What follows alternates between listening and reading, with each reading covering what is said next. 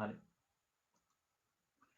අපි එතන ආදායම් මේ ආදායම් ප්‍රකාශය නැත්තම් වෙළඳ ලාභ ප්‍රකාශයේ පිළියෙල කරනවා දල ලාභය හොයනවා ඊට ඒ වගේම සුද්ධ ලාභය හොයනවා. දල ලාභය කියලා කියන්නේ විකුණුම් ආදායම හා විකුණු බඩුවල පිරිවැය අතර වෙනස.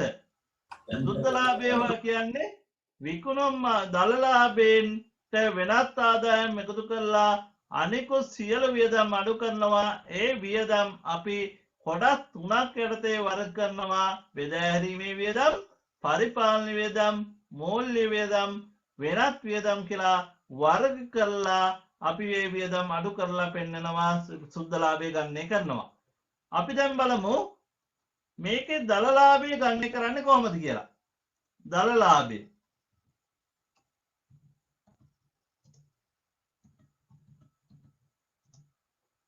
අපි දල ලාභය ගණනය කරන්නම් අපි දල ලාභය කියලා කියන්නේ මොකද්ද? විකුණුම් ආදායමයි විකුණු බඩුවල පිරිවැය අතර වෙනස. දල ලාභය කියලා කියන්නේ විකුණුම් ආදායමයි විකුණු භාණ්ඩවල පිරිවැය අතර වෙනස. එහෙනම් අපි ඉස්සලා විකුණුම් ආදායම ගන්න ඕන. විකුණුම් ආදායම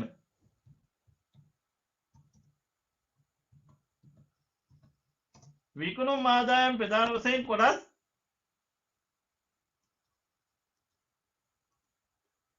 දෙකක් කිය යුත්තයි නේද? විකුණුම් ආදායම අපි ගද්දී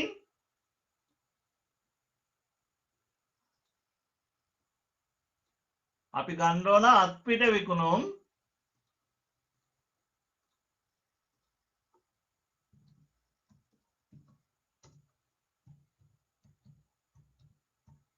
ඊළඟට විකුණු ආදායම ගද්දී අපි ගන්න ඕන ණයට විකුණුම්.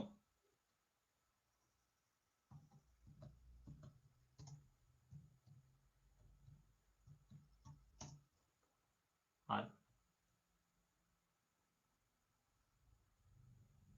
ඇයි මේ අත්පිට විකුණු ණයට විකුණු ගන්නේ?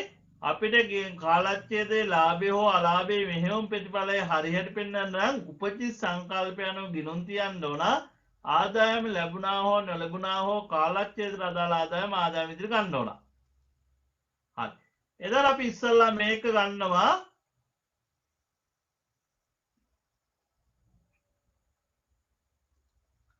අත්පිට විකුණුම් ගන්නවා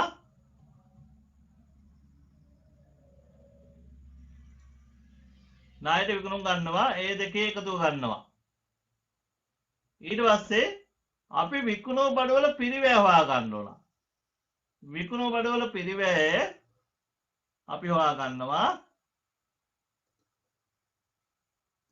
විකුණු ආදායම ගන්නවා.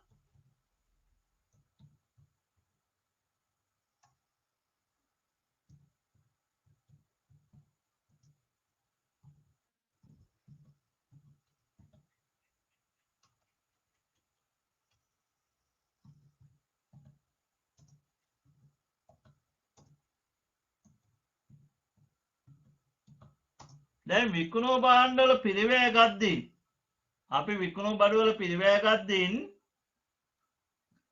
අපි විකුණලා කියලා කියන්නේ දැන් අලුතෙන් පටන් ගත්තු ව්‍යාපාරයක් නම් අපි අලුතෙන් පටන් ගත්තු ව්‍යාපාරයක් නම් විකුණු භාණ්ඩවල පිරිවැය කියලා කියන්නේ ආරම්භයේ දැන් අලුතෙන් පටන් ගත්තු කඩයක් ගත්තොත් ඒ කඩේ ආරම්භයේ තොගයක් නැහැනේ. අලුතෙන් පටන් ගන්න මේ අවුරුද්ද තුලනේ. එතන අලුතෙන් පටන් ගත්තු ව්‍යාපාරයක නම් මේ අවුරුද්දේ ගත්තු ඒවා තමයි මේ අවුරුද්දේ ගත්තු ඒවා අවසානයේ කීයක්වත් ඉතුරු වෙලා නැත්තම් මේ අවුරුද්දේ මිලට ගත්තු භාණ්ඩ කීයක්වත් අවසානයේ ගිණුම් කාලච්ඡේදයේ අවසාන දවසට ඉතුරු වෙලා නැත්තම් ඒ සියලු භාණ්ඩවලට ගියපු වියදම විකුණු භාණ්ඩවල පිරිවැය වෙනවා නේද? හරි. හැබැයි සාමාන්‍යයෙන් අලුතෙන් පටන් ගන්න ව්‍යාපාරයක් විතර නෙමෙයි අපි ගිණුම් හදන්නේ. මේක ගිය අවුරුද්දේ තිබුණ ව්‍යාපාරයක් වෙන්න පුළුවන්නේ. එහෙම ව්‍යාපාරයක් නම් අපි මේ අවුරුද්දේ විකුණන්න පුළුවන් ගිය අවුරුද්දේ ආරම්භ තොගේ පිරිවැය ආරම්භක තොගේ භාණ්ඩ තොගේ භාණ්ඩ තොගේ විකුණන්න පුළුවන් නේ. ආරම්භයේ සන්ලයිට් කැට වගේක් ව්‍යාපාර මේ අවුරුද්ද පටන් ගන්න දවසට සන්ලයිට් කැට වගේක් තිබ්බනම් ඒවා මේ අවුරුද්ද විකුණනවානේ. එහෙනම් විකුණු භාණ්ඩ වල පිරිවැය ගද්දින් අපි ආරම්භක තොගේ පිරිවැය ගන්න ඕන. ආරම්භක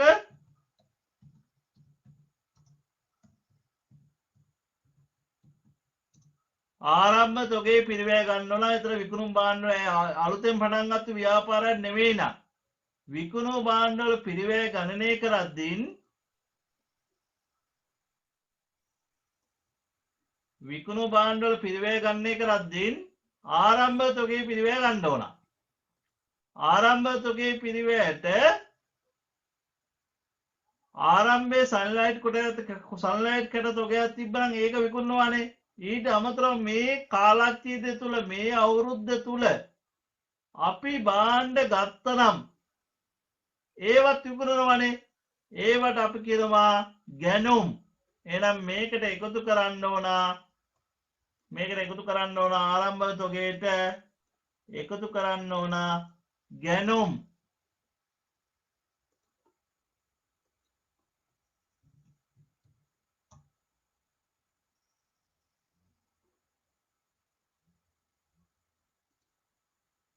එහෙනම් මේ ගැනුම් ප්‍රධාන වශයෙන් කොටස් දෙකයි අර විදිහටම.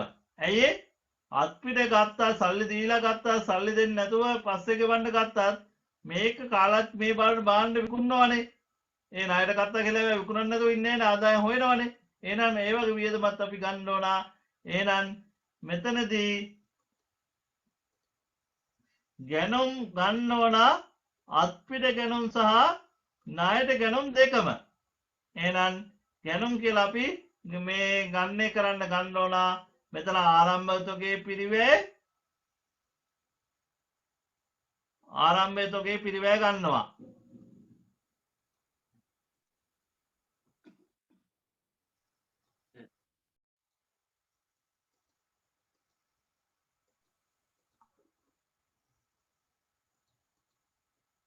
ඒක පොඩ්ඩක් අයින් කියන්න.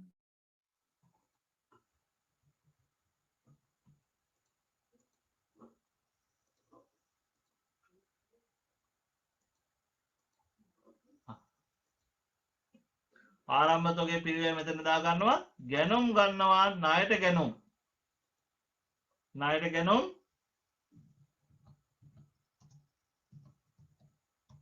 ඊට පස්සේ අත්පිට ගන්නොත් අපි ගන්න දෙනවා.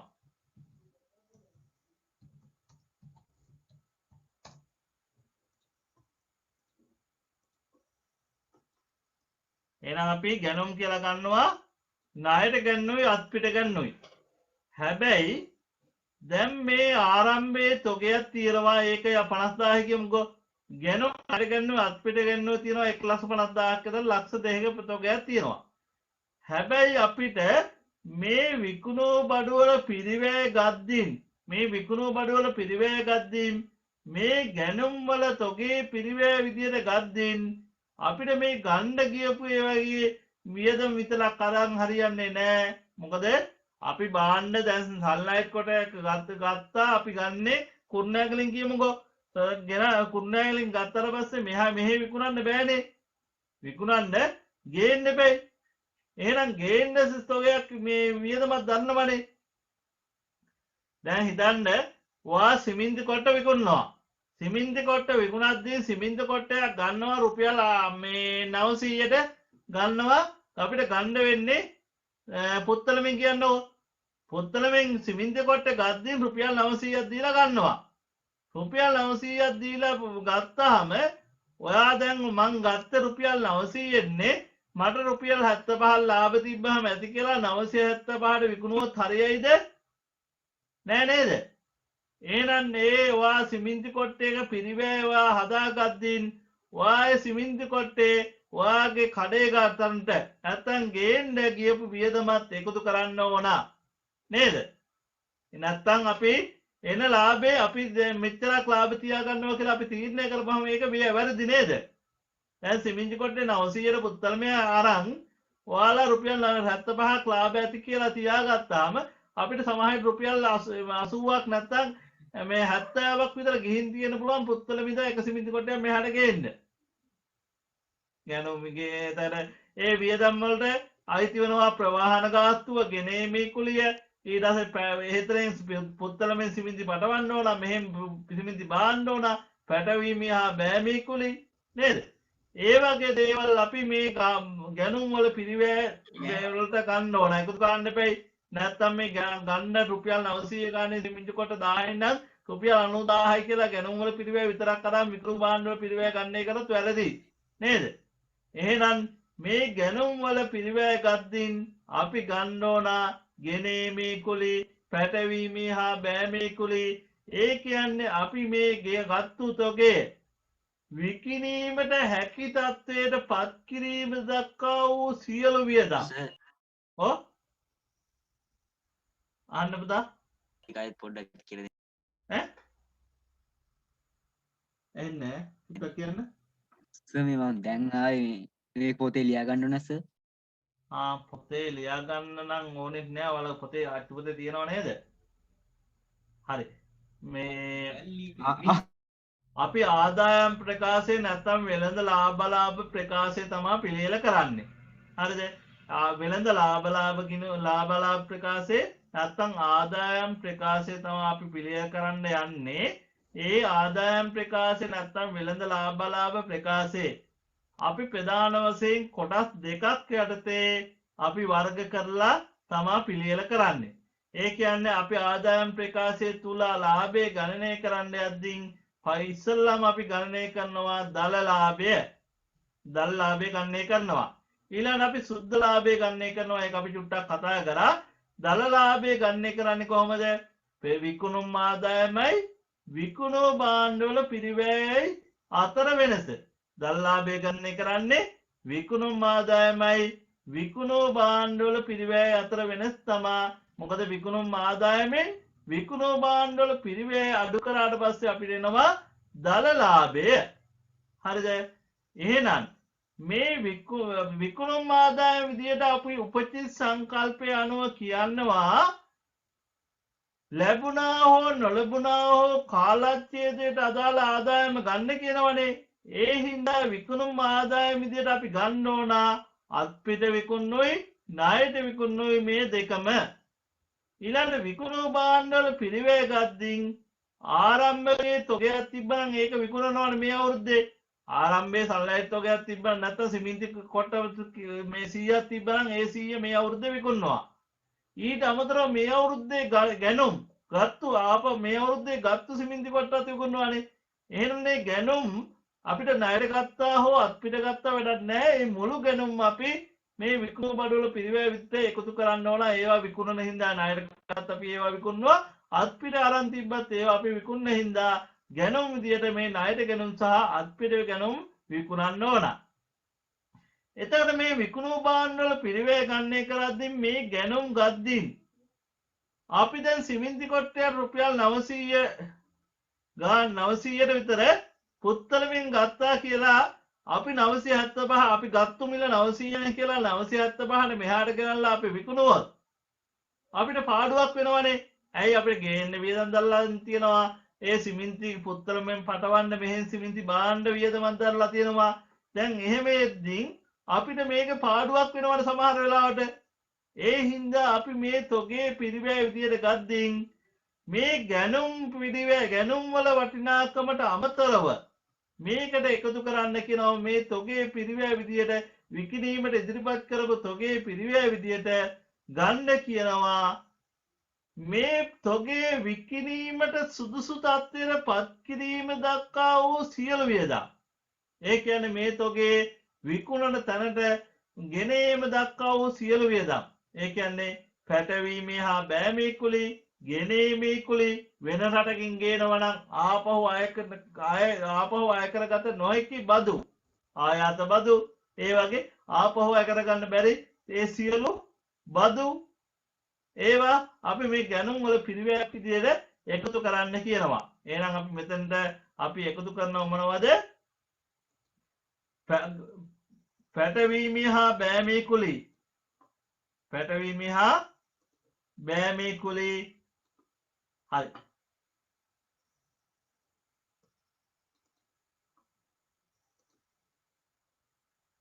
ගැනුම් වලට අමතරව මෙතන ආරම්භ මේ විකුණුම් පිළිවෙල වල පිරිවැය ගණනය කරලා කරද්දී මේ ආරම්භ තොගේ පිරිවැයට ගැනුම් එකතු කරනවා ඊළඟට ගෙනීමේ කුලී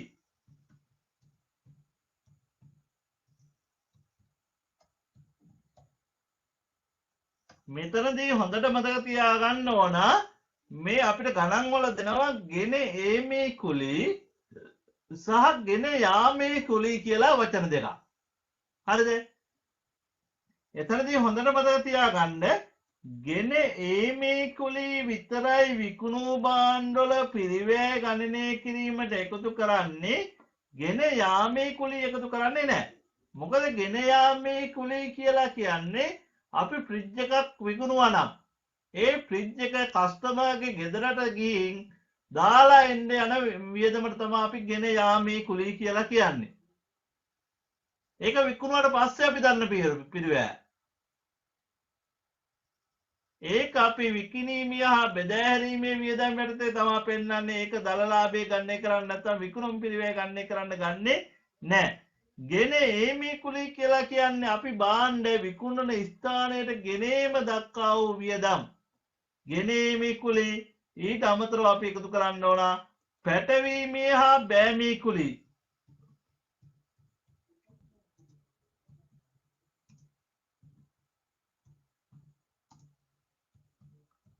පැටවීමේ හා බෑමේ කුලී එකතු කරන්න ඕන. ඊට අමතරව තව මේ විකිණීම දක්වා වූ දැරිය සියලු වියදම් ආයත බදු ඒ වගේ දේවල් ආයකරගත නොහැකි බදු ඒ වගේ දේවල් අඩු කරන්න ඕන. ඊට පස්සේ අපිට ඉන්නවා ආරම්භයේ තොගේ පිරිවැයට ගැනුම් එකතු කරලා ආරම්භයේ තොගේ පිරිවැයට ගැනුම් එකතු කරලා ගෙනීමේ කුලී පැටවීමේ හා බෑමේ කුලී වගේ දේවල් එකතු කරාට පස්සේ අපිට ලැබෙනවා විකිණීම සඳහා ඉදිරිපත් කළ භාණ්ඩවල පිරිවැය. එතන අපිට ලැබෙනවා නැත්නම් විකිණීම සඳහා තිබුණු භාණ්ඩවල පිරිවැය. විකිණීම සඳහා ඉදිරිපත් කළ භාණ්ඩවල පිරිවැය.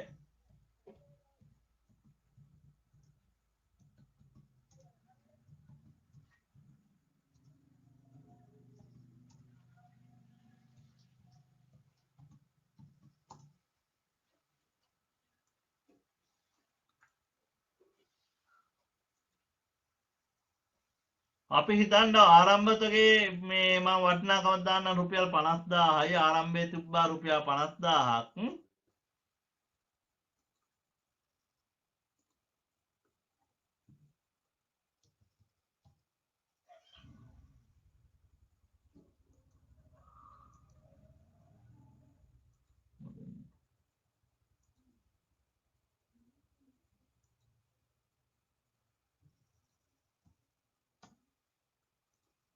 ආරම්භයේ 50000ක් තිබ්බා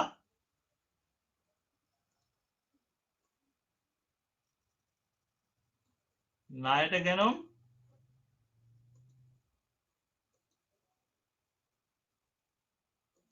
ගැනුම් තිබ්බා 40000ක් අත්පිට ගැනුම් තිබ්බා 80000ක්.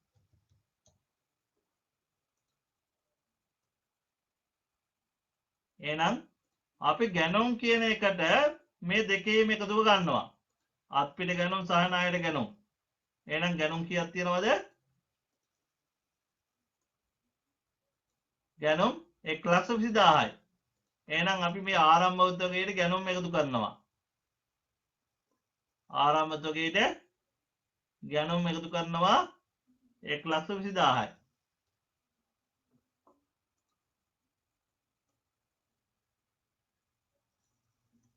ඊට පස්සේ ගෙනීමේ කුලී දරලා තියෙනවා රුපියල් 20000 ගෙනීමේ කුලී රුපියල් 20000ක් දරලා තියෙනවා. ඒකත් එකතු කරන්න ඕන.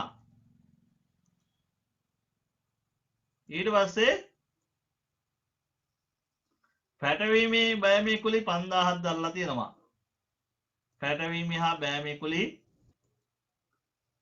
5000ක් දරලා තියෙනවා.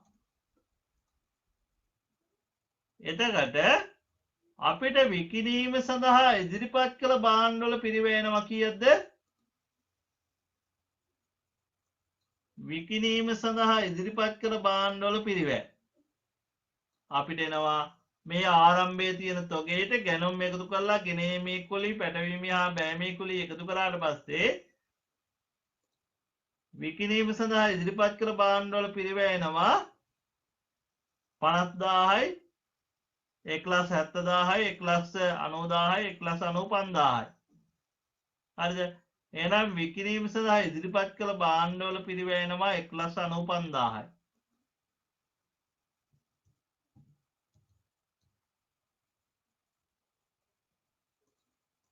හරි. දැන් එතකොට අපි දැන් මෙතනදී විකුණුම් මේ විකුණුම් ආදායමටත් අපි දාගමුකෝ. විකුණුම් ආදායම අත්පිට විකුණුම් තිබ්බා 1,10,000ක් ණයට විකුණුම් තිබ්බා 1,48,000ක් 45,000ක් කියනවා.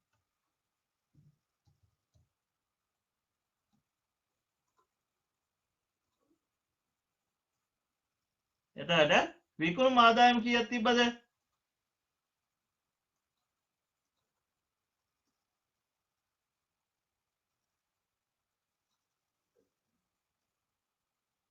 විකුණුම් ආදායම තියෙනවා 2,55,000.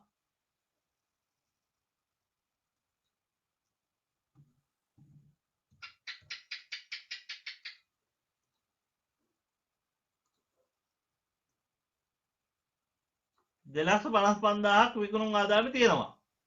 ඒකෙන් අඩු කරන්න ඕන විකුණු බඩුවල පිරිවැය ගල්ලාවේ ගන්න. විකුණු බඩුවල පිරිවැය කියලා කියන්නේ ආරම්භයේ තොගේට ගැනුම් එකතු කරනවා, ගෙනීමේ කුලී එකතු කරනවා, පැටවීමේ හා බෑමේ කුලී එකතු කරාට පස්සේ අපි ආරම්භයේ තොගේට විකිණීම සඳහා ඉදිරිපත් කර භාණ්ඩවල පිරිවැයනවා. එහෙනම් විකිණීම සඳහා ඉදිරිපත් කර භාණ්ඩවල පිරිවැයම තමා විකුණුම් පිරිවැය වෙන්නේ. ඉතු භාණ්ඩ කීයක්වත් කාලච්ඡේදයේ අවසානයේ ඉතුරු වෙලා නැති විට කීයක්වත් භාණ්ඩවල භාණ්ඩ ඉතුරු කරලා ඉතිරි වෙලා නැත්තම් කාලච්ඡේදයේ අවසානයේ තොගයක් ඉතුරු වෙලා නැත්තම් මේ විකිණීම සඳහා ඉදිරිපත් කර භාණ්ඩ ඔක්කොම විකිණලානේ. එහෙනම් විකුණුම් පිරිවැය වෙන්නේ මේකමයි. හැබැයි කාලච්ඡේදයේ අවසානයේ යම් ප්‍රමාණයක් යම් තොගයක් අවසානයේ යම් තොගයක් ඉතුරු වෙලා තියෙනවා නම් ඒක අඩු කරන්න ඕන. එහෙනම් අවසාන තොගේ මේ විකිණීම සඳහා ඉදිරිපත් කළ භාණ්ඩ වලින් අඩු කරන්න ඕන අවසානයේ තොගයක් ඉතුරු වෙලා තියෙනවා නම්. එහෙනම් අවසාන තොගය අඩු කරනවා.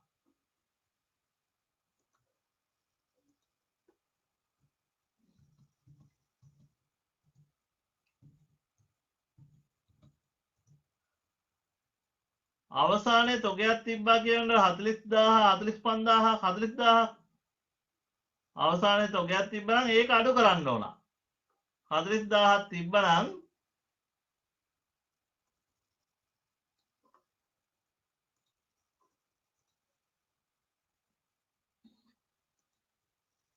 මේක අඩු කරන නිසා මම වරහන් ඇතුලේ පෙන්නනවා 40,000ක් අඩු කරනවා.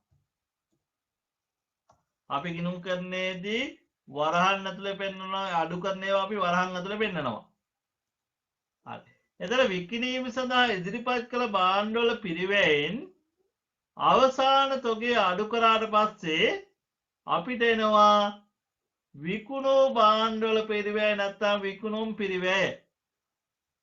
එහෙනම් විකුණුම් පිරිවැය එනවා අපිට කීයක්ද? විකුණුම් පිරිවැය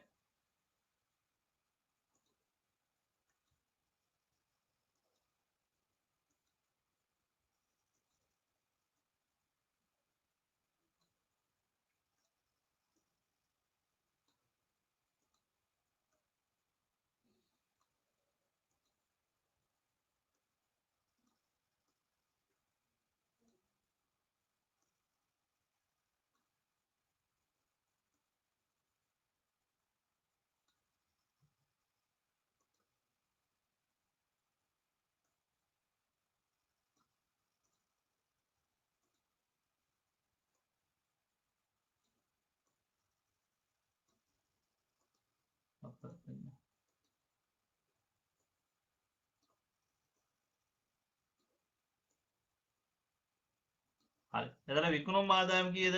2,55,000. ඊට පස්සේ විකුණුම් භාණ්ඩ වල පිරිවැය අපි හොයා ගන්න ඕන. විකුණුම් භාණ්ඩ වල පිරිවැය හොයා ගන්න අපි මොකද කරන්නේ? විකුණුම් භාණ්ඩ වල පිරිවැය හොයා ගන්න අපි ආරම්භයේ තොගයක් තියෙනවා නම් අලුතෙන් පටන් ගත්ත ව්‍යාපාරයේ මේ ආරම්භක තොග නැහැ. එහෙනම් ගැනුම් තමයි ගැනුම් වලට මේ ටික එකතු කරලා තමයි විකිණීමට ඉදිරිපත් කළ භාණ්ඩ වල පිරිවැය හොයාගන්නේ.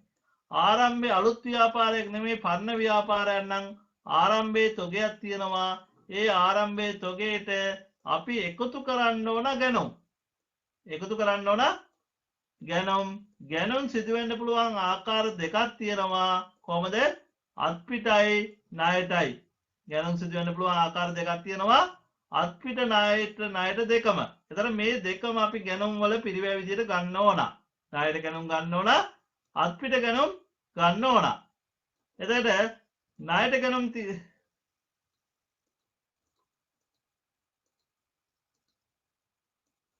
ණයට ගැනුම් 40000ක් තිබ්බනම් අත්පිට ගැනුම් එතන ටවල් ඉඩ බැලන්ස් වෙන. හරි. අත්පිට ගැනුම් 80000ක් තිබ්බනම් එතන මුළු ගැනුම් වල වටිනාකම එනවා අපිට 1,20,000යි. එහෙනම් ආරම්භ තොගේ පිරිවැයට ගැනුම් එකතු කරලා ඊළාට ගෙන ඒමේ කුලි එකතු කරන්න ඕන. මොකද මේවා මේ භාණ්ඩ විකිණීමට තත්ත්වයට පත් කිරීම දක්වා වූ සියලු වියදම් අපි එකතු කරන්න ඕන. මොකද නැත්තම් හරි පිරිවැය අපිට ඒ තුලින් නිරූපණය වෙන්නේ නැහැ.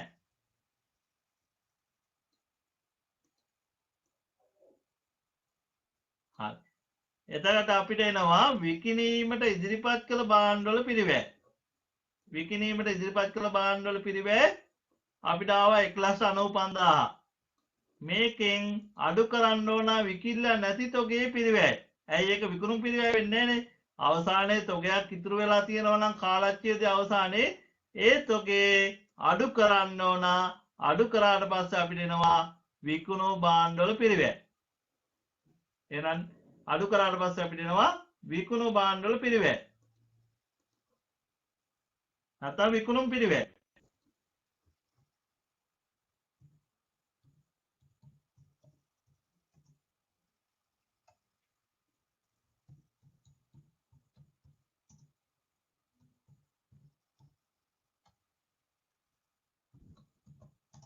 විකුණුම් පිරිවැය එනවා අතර කීයක්ද?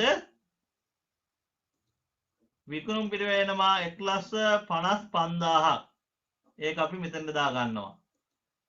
ඒක අපි විකුණුම් පිරිවැය දලලාභේ මේ විකුණුම් ආදායමෙන් විකුණුම් පිරිවැය අඩු කරන්න ඕන හින්දා මේකත් අපි වරහන් ඇතුළෙම දාලා පෙන්නනවා අඩු කරනවා කියලා 1,55,000ක් විකුණුම් පිරිවැය එනවා. එතන බලන්න 2,55,000ක් තියෙන විකුණුම් ආදායම විකුණුම් බඩ විකිණීම සහ ඉදිරිපත් කළ භාණ්ඩ වල 195යි. ඒකෙන් 40ක් අඩු කරවාම 1,55,000ක් විකුණුම් පිරිවැය එනවා. එතකොට මේ විකුණුම් පිරිවැය දල්ලාභය අතර වෙනස මේ විකුණුම් ආදායමයි විකුණුම් පිරිවැය අතර වෙනස දලලාභය විදිහට අපිට හඳුනා ගන්න පුළුවන්. දලලාභය එතකොට එනවා කීයක්ද?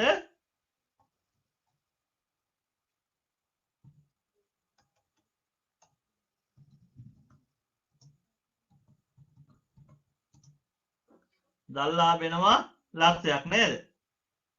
155යි 255යි ලක්ෂයක දල්ලාභයක් එනවා. මේ විදිහට තමයි දල්ලාභය ගණනය කරන්නේ. එතකොට මේ දල්ලාභය ගණනය කරාට පස්සේ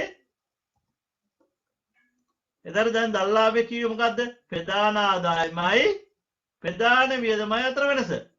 නැත්නම් මේ වෙනත් විදිහට කියනවා විකුණුම් ආදායමයි විකුණුම් වියදමයි අතර වෙනස තමයි දලලාභය කියලා කියන්නේ. එතකොට විකුණුම් ආදායම අපි ගන්නවා ණයට විකුණුම් අත්පිට විකුණුම් දෙකම. විකුණුම් භාණ්ඩ පිරිවැය කියලා කියන්නේ ආරම්භයේ තොගයට ගැනුම් එකතු කරලා ගෙනීමේ කුලි පැටවීමේ වහ බෑමේ කුලි සහ ආපසු අය කරගත නොහැකි බදු වගේ දේවල් තියෙනවා නම් ඒ කියන්නේ භාණ්ඩේ විකුණුවේ හැකි තත්ත්වයට පත් කිරීම දක්වා වූ සියලු වියදම් විකිණීමට තත්ත්වයේ විකිණීම ස්ථාන දක්වා ගෙනීමේ සියලු වියදම් අපි මේ ගැනුම් වල පිරිවැයට එකතු කරනවා.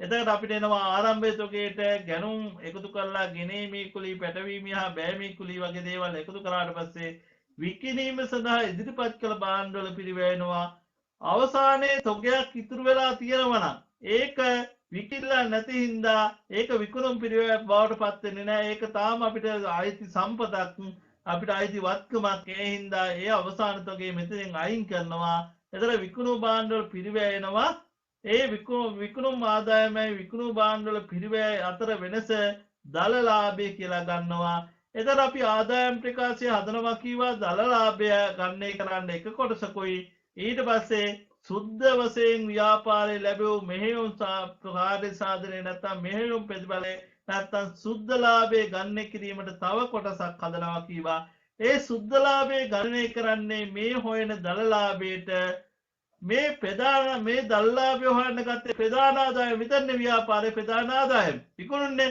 ඒ විකුණුම් ආදායම හැර නැත්තම් ප්‍රධානාදායම හැර දල්ලාභය හොයන්න භාවිතා කරපු ආදායම හැර වෙනත් ආදායම් තියෙනවනම් මේ දලලාභයට එකතු කරලා මේ විකුණු බාණ්ඩවල පිරිවැය නැත්තම් ප්‍රධාන වියදම හැර වෙනත් වියදම් අපි වර්ග 3ක් 4ක් යටතේ වර්ග කරමින් ඒවා අඩු කරලා මේ දල්ලාභයට වෙනත් ආදායම් එකතු කරලා වියදම් අඩු කරනවා වියදම් අඩු කරද්දී බෙදා හැරීමේ වියදම් පරිපාලන වියදම් මූල්‍ය වියදම් හා වෙනත් වියදම් විදියට වියදම් වර්ග කරමින් අඩු කරලා ප්‍රකාශයක් විදියට මේ යම් තීරණ ගැනීමට පහසු තීරණ ගැනීමට යම් තොරතුරු සපයන ප්‍රකාශයක් විදියට අපි ආදායම් ප්‍රකාශය නැත්තම් වෙළඳ ලාභ ප්‍රකාශය පිළියෙල කරනවා.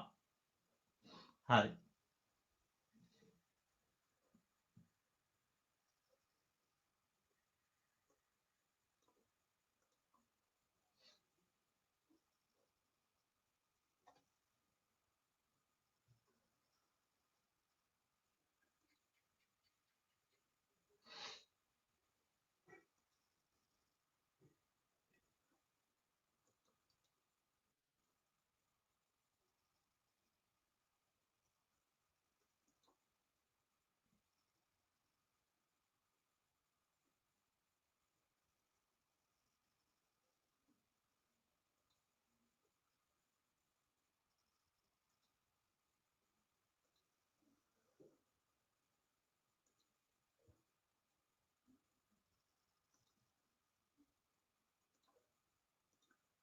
දැන් බලමු විකුණු බාණ්ඩවල පිරිවැය විකිණීමට ඉදිරිපත් කළ බාණ්ඩ තොගේ සම්පූර්ණ විකිණලා ඇති විට ඒ කියන්නේ අවසාන තොගයක් නැති විට විකුණන ලද බාණ්ඩවල තොගේ පිරිවැය විකුණුම් පිරිවැයම වේ.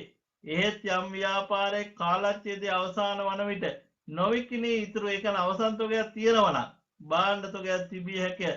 එවිට විකිණීම සඳහා ඉදිරිපත් කළ බාණ්ඩවල පිරිවැයයි අවසාන තොගයේ වටිනාකම අඩු කළ පසු විකුණුම් පිරිවැය ලැබේ. මූල්‍ය ප්‍රකාශන පිළියෙල කිරීමේදී එක් ගිණුම් කාලච්ඡේදයක් අවසානයේ නොවිකිණී ඇති ඉතිරි බඩු තොගේ අවසාන තොගේ ලෙස හඳුන්වන අතර ඒ ජංගම වත්කමක් ලෙස සලකනු ලැබේ. එය ජංගම වත්කමක් ලෙස සලකනු ලැබේ.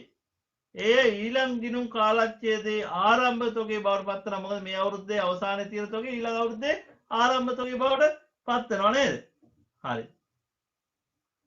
අලුතින් ආරම්භ කළ ව්‍යාපාරයක නම් ආරම්භ තොගයක් නොපැවති.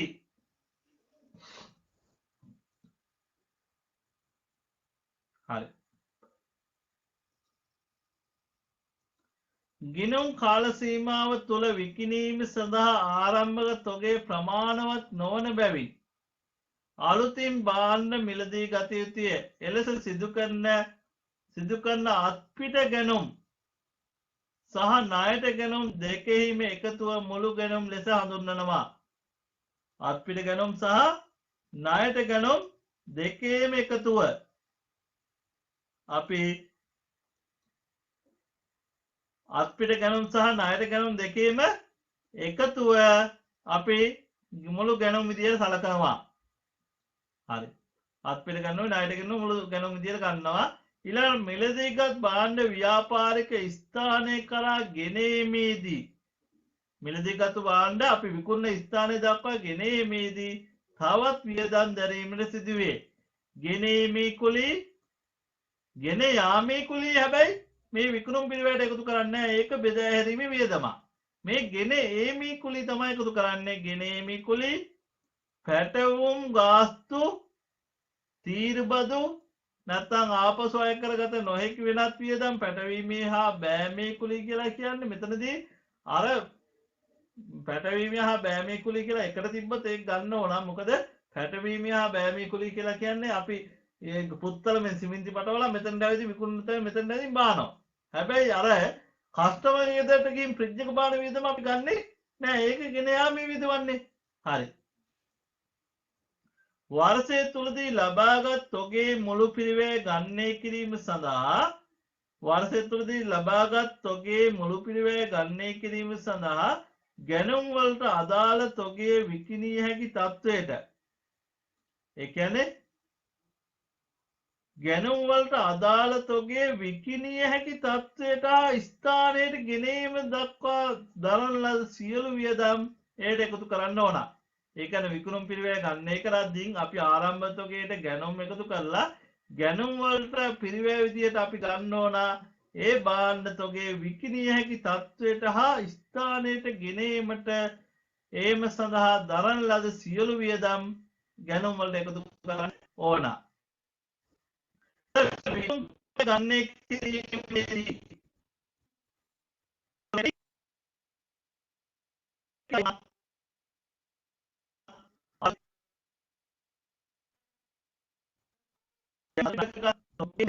මේ තොගේ මුළු පිරිවැය කියද්දී ගැනුම් පිවියදම ගැනුම් වටිනාකම මෙන්ම ඒ කුලී පැටවීම හා බෑමේ කුලී මේ මුළු ගත් තොගේ මුළු පිරිවැය ගතින් ඒකට ඇතුළත් වෙනවා. ඒකෙන් අවසාන තොගේ අඩු කරන්න ඕන. ආරම්භ එතන විකුණුම් පිරිවැය ගන්න කරද්දී ආරම්භ තොගේට අත්පිට ගැනුම් සහ නැත්තම් මිලදී ගත් තොගේ මුළු පිරිවැය. ඒ කියන්නේ අත්පිට හා ණයට ගත්තු මුළු තොගේ පිරිවැය ගැනුම් වල පිරිවැය විතරක් නෙමෙයි ගෙනීමේ කුලී බෑමේ කුලී ඇතුළුව පිරිවැය. එකතු කරලා අවසාන තොගේ අඩු කරාට පස්සේ අපිට ලැබෙනවා විකුණුම් පිරිවැය. දල ලාභය කියලා කියන්නේ දල ලාභය කියලා කියන්නේ අපි කතා කරා විකුණුම් ආදායමයි විකුණුම් පිරිවැය අතර වෙනස වෙනත් විදිහට කීවත් ව්‍යාපාරයේ ප්‍රධාන ආදායම හා ප්‍රධාන වියදම අතර වෙනස.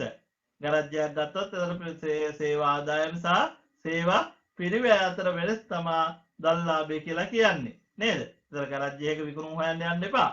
සැලුන් එකක විකුණුම් හොයන්න යන්න එපා. සේවා ආදායම තියෙන්නේ නේද? හරි.